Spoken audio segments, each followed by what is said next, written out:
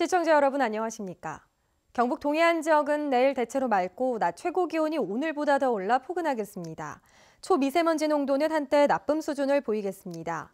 내일 아침 최저 기온은 경주 6도, 포항 12도, 낮 최고 기온은 울진 영덕 21도, 포항 22도, 경주는 24도까지 오르겠습니다. 바다의 물결은 동해 중부 해상에서 최고 3m, 동해 남부 해상에서 2.5m로 일겠습니다.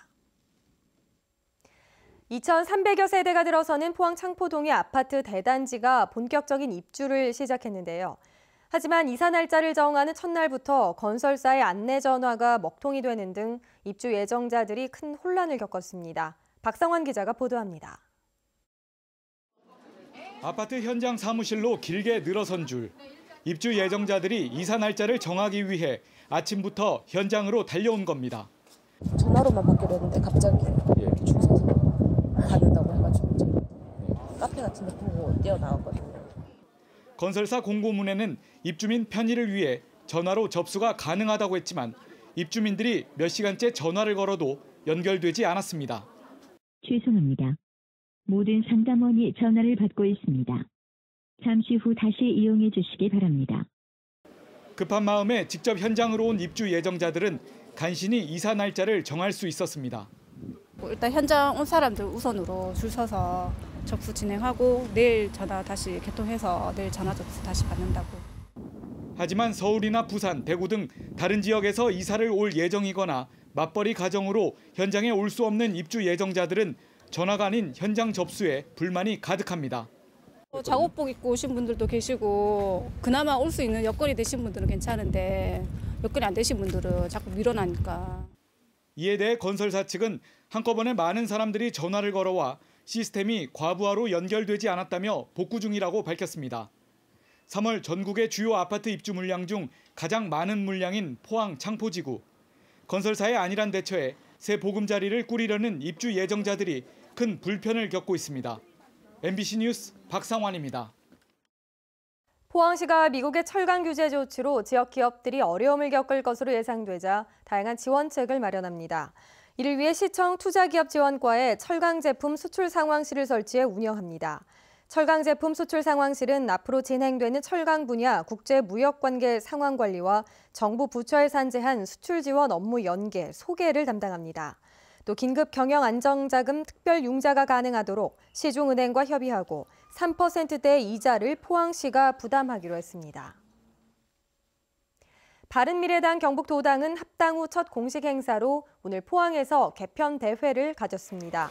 개편대회는 바른정당과 국민의당이 합당하면서 창당한 도당의 조직을 인준하고 출마 희망자 인재 영입 등 6.13 선거체제로의 출범을 공식화합니다.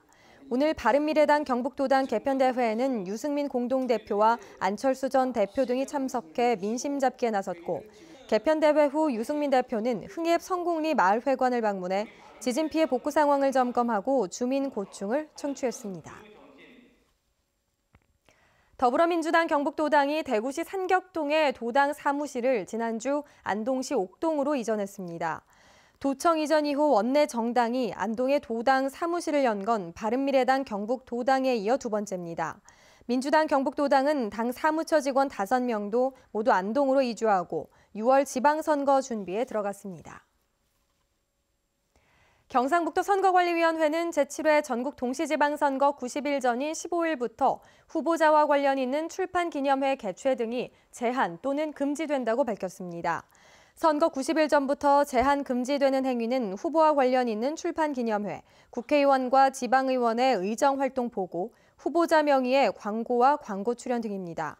또 공무원과 정부 투자기관, 지방공사, 언론인 등이 지방선거에 출마하거나 통리반장 등이 선거사무 관계자를 할 경우 15일까지 사직해야 합니다. 정부의 재해복구비가 작년 말부터 3배 정도 올라 지난 폭설 피해 농가에 도움이 될 전망입니다. 피해 농작물이 살아있을 경우 지급되는 농약대는 헥타르당 30만 원에서 168만 원으로 올랐고 농작물이 죽었을 때 지급되는 대파대는 410만 원으로 올라 올해부터 적용됩니다. 피해 최종 집계는 오는 23일까지 마무리돼 이달 말 정부 지원 여부가 결정되고 다음 달 초 복구비가 농가에 지급될 예정입니다. 어제 고장을 일으킨 울진 한울원전 6호기에 대한 정밀 조사가 현장에서 계속 진행되고 있습니다. 한울원자력본부는 어제 새벽 한울 6호기 급수펌프 고장 이후 원자력안전위원회 관계자 입회하에 펌프와 주변 장치에 대한 조사를 진행하고 있습니다. 지금까지 포항에서 전해드렸습니다. 여러분 고맙습니다.